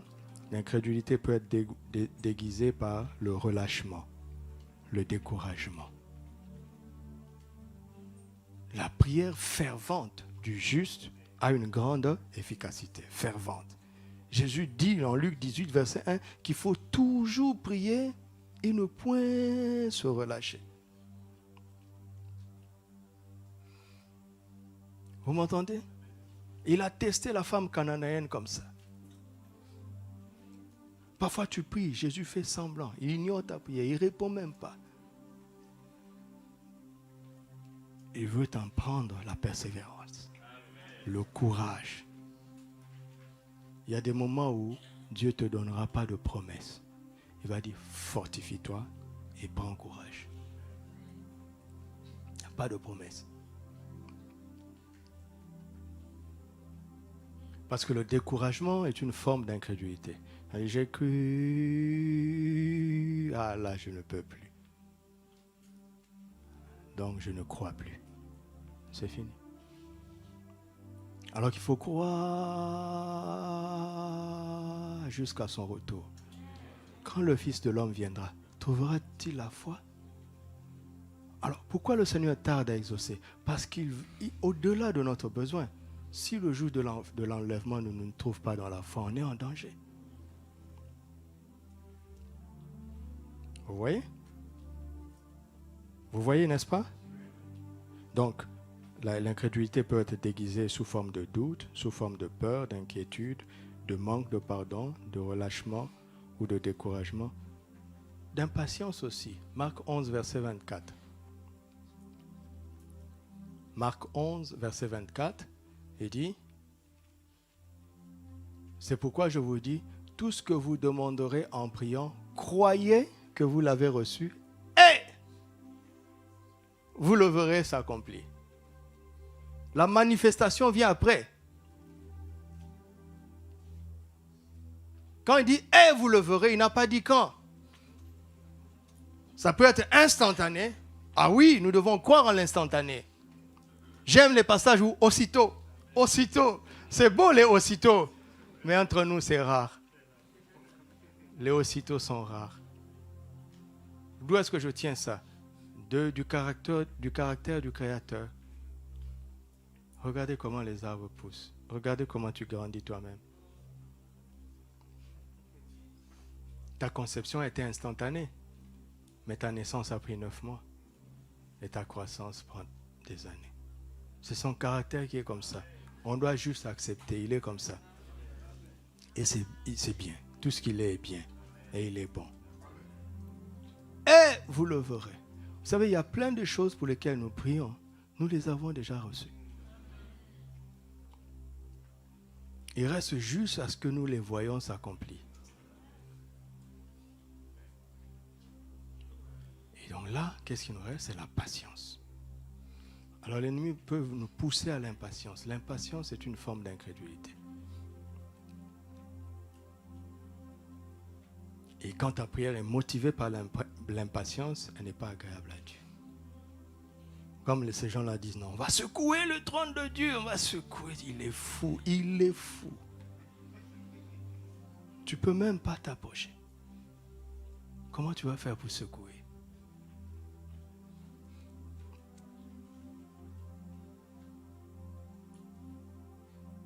Tu peux secouer le trône de Sa Majesté. Tu peux secouer le trône de ton président. Hein?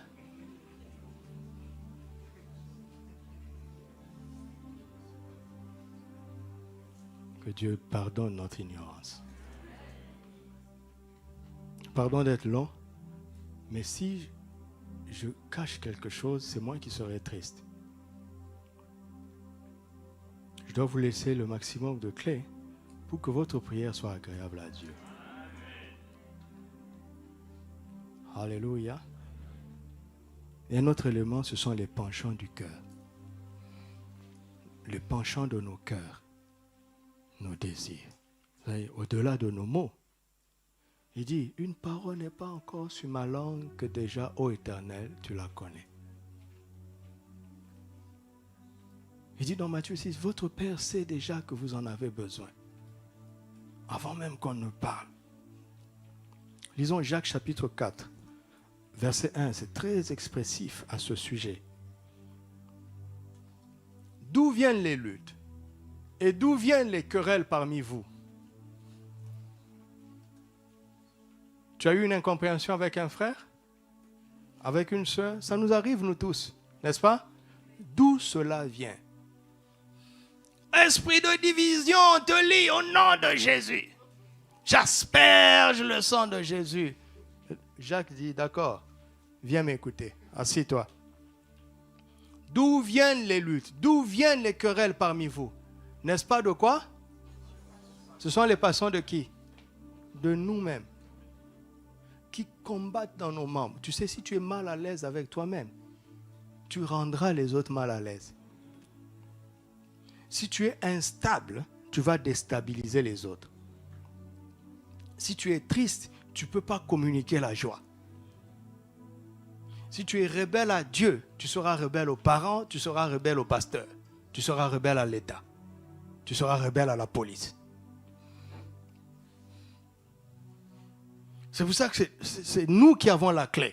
C'est nous qui pouvons changer la société. Nous sommes la lumière du monde, le sel de la terre. Vous êtes venus à Christ, vous êtes devenus sobres, vous êtes de bons citoyens. On ne pose plus de problème à l'État.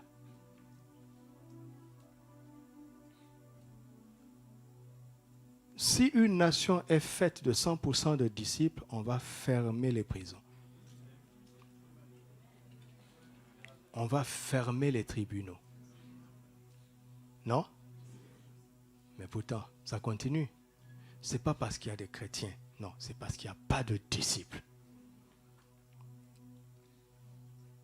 Allez dans les tribunaux.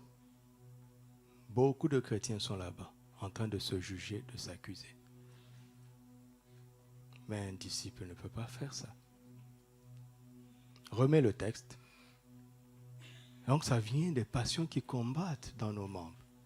Frères et sœurs, crie à Dieu pour te donner la victoire sur ces passions qui combattent dans tes membres. Tu le sais, tu le sais.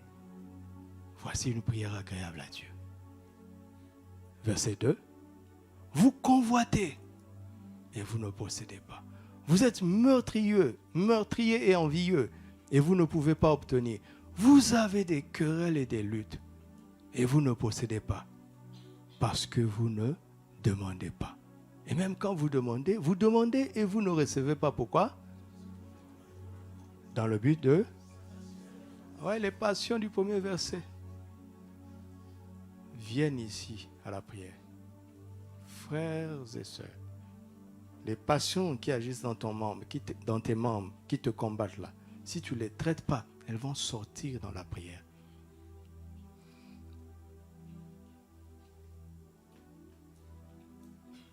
Et vous savez, parfois, quand on aide les autres, on apprend nous-mêmes. Il y a très longtemps, je n'étais pas encore marié, donc ça fait plus de 16 ans, j'étais déjà pasteur, et un frère de l'église est venu me poser un problème. Il disait qu'il avait des femmes de nuit. On ne peut pas le nier, c'était un fait. C'était son histoire. Il dit que parfois même, il faisait ces rêves-là et quand il se réveille le matin, il est tout nu, il s'est déshabillé. Un frère de l'église. Je trouvais ça anormal parce qu'il était visiblement chrétien, disciple, visiblement il aimait le Seigneur. Alors j'ai décidé de ne pas prendre ça à la légère.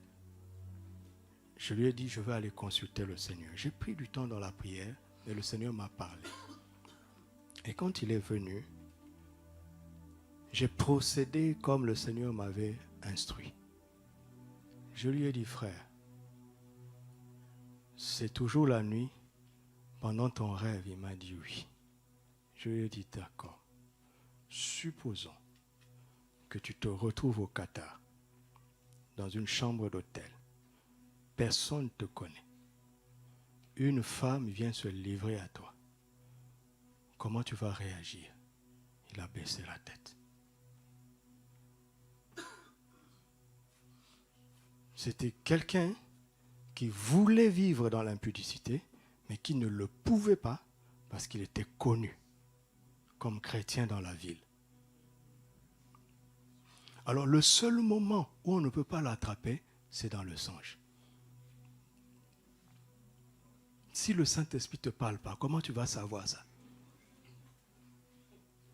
Je lui ai dit, frère, ce n'est pas une femme de nuit. c'est le reflet de tes passions en plein jour. C'est le reflet de tes pensées, c'est l'addition de toutes tes pensées obscènes en plein jour. Comment est-ce que le Seigneur a fait pour m'emmener là? Il m'a dit, regarde, si tu étais Salomon et que Dieu vient te dire en plein songe, demande ce que tu veux. Regarde, si tu rêves aujourd'hui, Dieu te dit, demande ce que tu veux. Tu vas demander quoi? Demande ce que tu veux. Si on le dit à haute voix ici, tu vas faire une prière propre.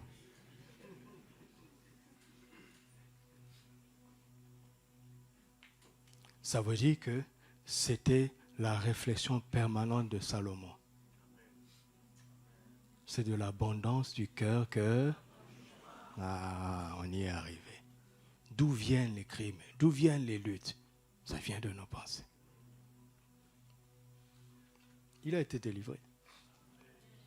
Je lui ai dit, ta délivrance n'est pas par la prière, ce n'est pas par l'imposition des mains, mais c'est par la décision quotidienne de comment tu regardes les filles. C'est comme ça que tu vas te délivrer 24 heures sur 24.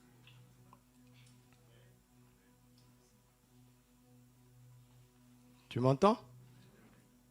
Les passions, les penchants du cœur, que tu le veuilles ou pas, ils vont affecter ta prière. Ils vont affecter tes demandes. Les penchants du cœur. Tu peux prier même pour l'onction, mais c'est pour te faire voir.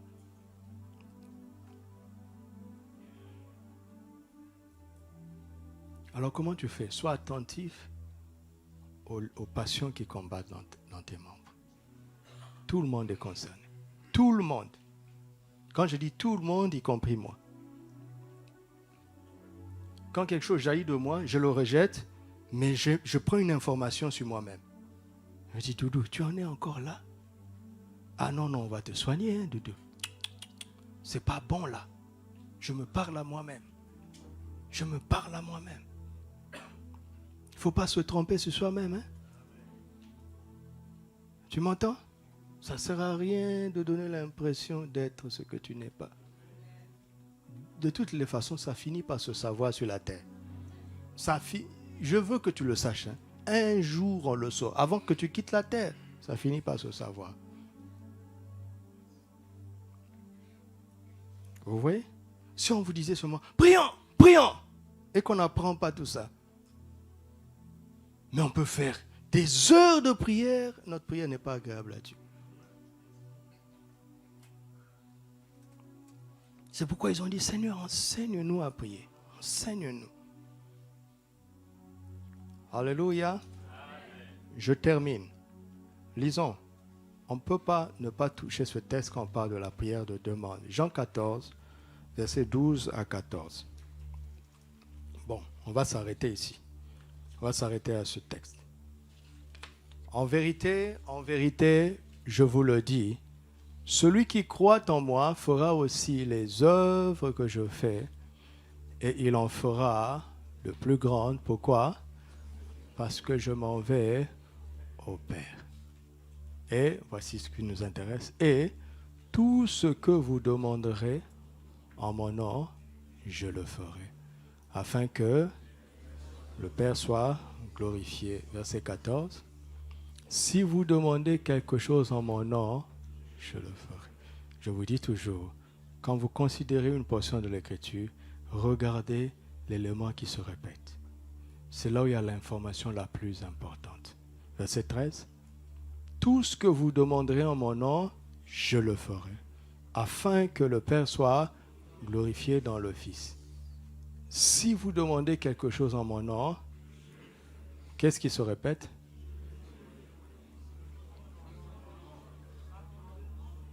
Et oui, autre chose qui se répète, je le ferai. Déjà, demander en son nom, ça c'est un grand chapitre. Mais je veux rester dans je le ferai. Qu'est-ce que Jésus veut nous apprendre? Si tu demandes quelque chose au Père en son nom, arrête de faire.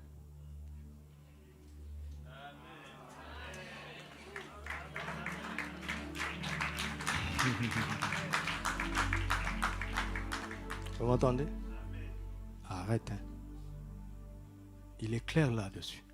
C'est-à-dire que la prière, c'est la fin de notre capacité. Demandez au Père au nom de Jésus, c'est la fin de notre capacité. C'est l'aveu de notre incapacité.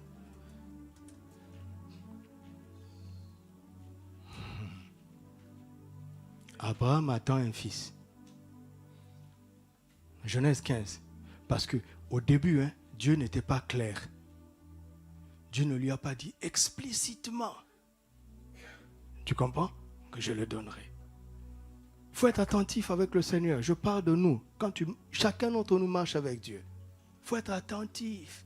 Il faut tenir une idée, une chronologie de ce qu'il te dit ou bien de ce qu'il essaie de te faire comprendre.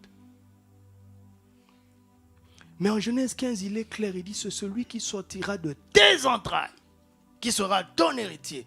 Enfin, il a une parole qu'il aura un fils biologique. Mais qu'est-ce qu'il fait? Il le fait lui-même. Parce que les entrailles d'Abraham, ce n'est pas obligé que ce soit Sarah. Est-ce que tu as compris? Il n'a pas dit de vos deux entrailles.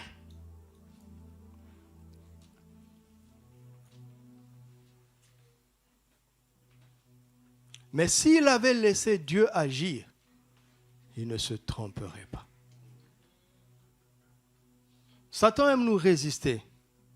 Mais quand on a dépassé toutes ces incrédulités masquées dont j'ai parlé, il t'a tenté sur le terrain du doute. Tu as tenu bon. La peur, tu as tenu bon. L'impatience, et ainsi de suite. Tu as tenu bon et tu es dans l'assurance. D'accord? Tu crois que tu l'as reçu. Tu attends seulement de le voir s'accomplir. Là, maintenant, il va dire, mais vas-y. Fais quelque chose. Dieu a déjà parlé, non? Agis. Tu as une parole, non? Agis. Je lui dis non. Jésus m'a dit que c'est lui qui le fera. C'est la fin de ma capacité. Je suis arrivé à ma limite là.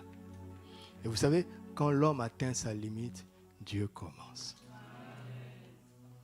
Et le minimum de Dieu dépasse notre maximum. Laisse Jésus agir.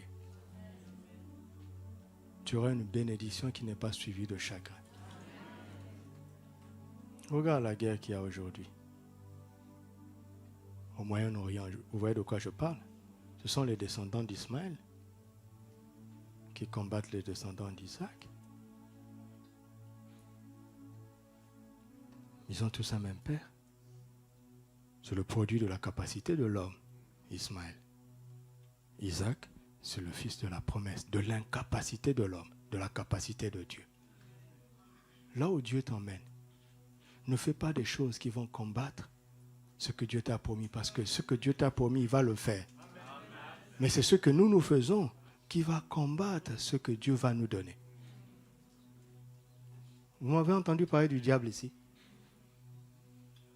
Écoute-moi. Tu es un père. Tu convoques ton fils. Tu veux lui parler avec ton cœur. Tu feras appel à un ennemi? Il y aura de la place pour un ennemi? Quand tu te tiens dans le lieu secret, Satan ne peut pas être là. Mais Satan veut tirer profit de la chair. Alors il faut apprendre à laisser Jésus faire. Alléluia. Il faut apprendre à laisser Jésus faire, lui faire confiance. Le problème, c'est que dans le lieu secret, Satan ne peut pas venir, mais la chair peut venir. Parce qu'elle est avec nous, malheureusement. Tu m'as compris? Est-ce que tu m'as compris? Alléluia. Baisse la tête et commence à parler au Seigneur par toi-même.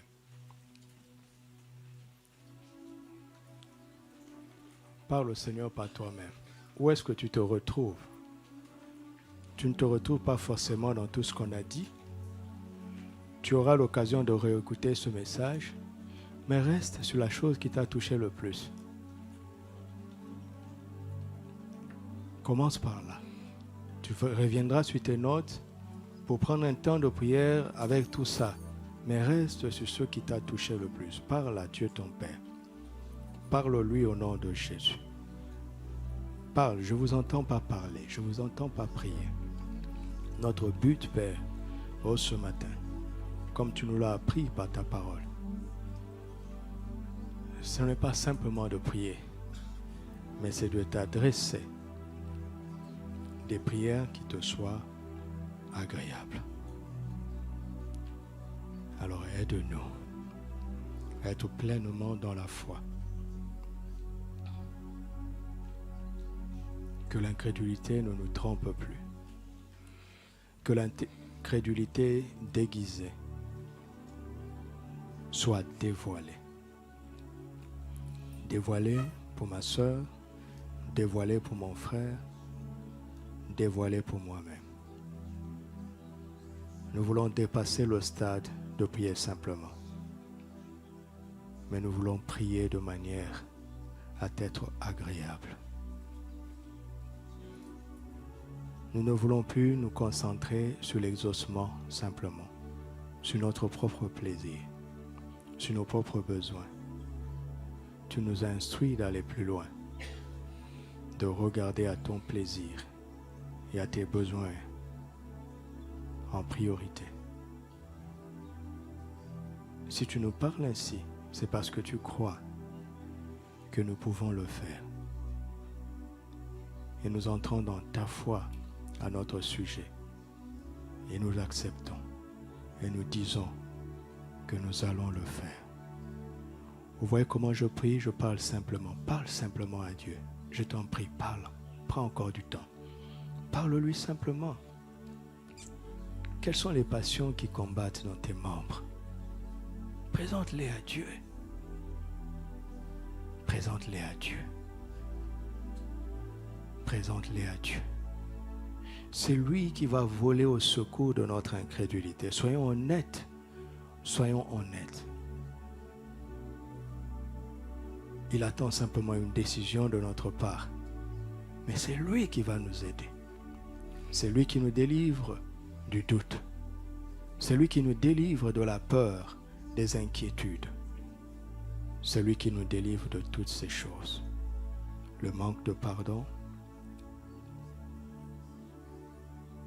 les penchants du cœur, l'impatience, le relâchement, le découragement. Tu te décourages très vite et tu le sais. C'est un aspect de l'incrédulité. Tu entres dans la foi persévérante par sa grâce. Et tu prends trop de place, trop de place. Tu pries, mais tu prends les devants. Jésus ne peut pas te suivre, il ne veut pas te suivre.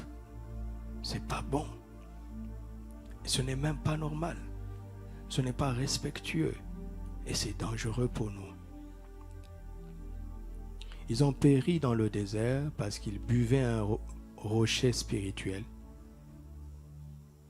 Et ce rocher était Christ.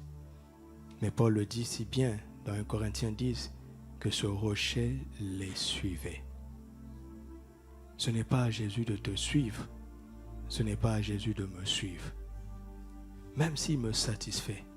Mais s'il est derrière et que je suis devant, je n'y arriverai pas. Ne commettons pas l'erreur des anciens. C'est à nous de suivre Jésus. Il connaît tes besoins, il va les satisfaire. Mais donne-lui la priorité, je t'en supplie.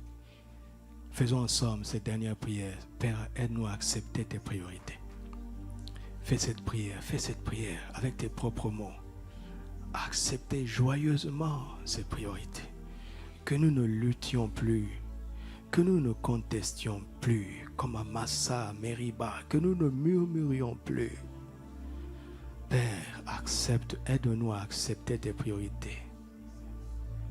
À accepter une fois pour toutes et à l'actualiser chaque jour, chaque jour, chaque jour. Chaque jour. Au nom de Jésus. Alléluia. Tu sens que tu aimes beaucoup plaire aux gens.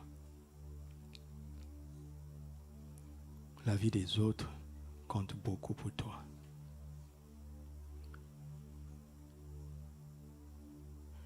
C'est bien d'être bon, mais c'est différent de vouloir plaire aux autres. Vouloir plaire aux autres, c'est égoïste. C'est attendre quelque chose en retour. Mais être bon, c'est altruiste. C'est pour l'autre. Fais le choix maintenant. Il y a 2 choix que tu dois faire. Celui d'être bon et celui de vivre maintenant pour le plaisir de Dieu. C'est une décision, je vous assure. C'est une décision. C'est une décision. Prends ces 2 décisions maintenant au nom de Jésus. Parle au Seigneur. Je décide ce matin et je compte sur ta grâce pour tenir dans la durée. Je décide de vivre pour ton plaisir et d'être bon, d'être bon, d'être bon, d'être bon, d'être bon. C'est la décision que je prends et je te demande de m'aider à la tenir. Accorde-moi la grâce de tenir ferme et même de grandir dans ce style de vie. Aide-moi, aide mon frère, aide ma soeur. Dans le nom de Christ Jésus. Dans le nom de Christ Jésus. Dans le nom de Christ Jésus.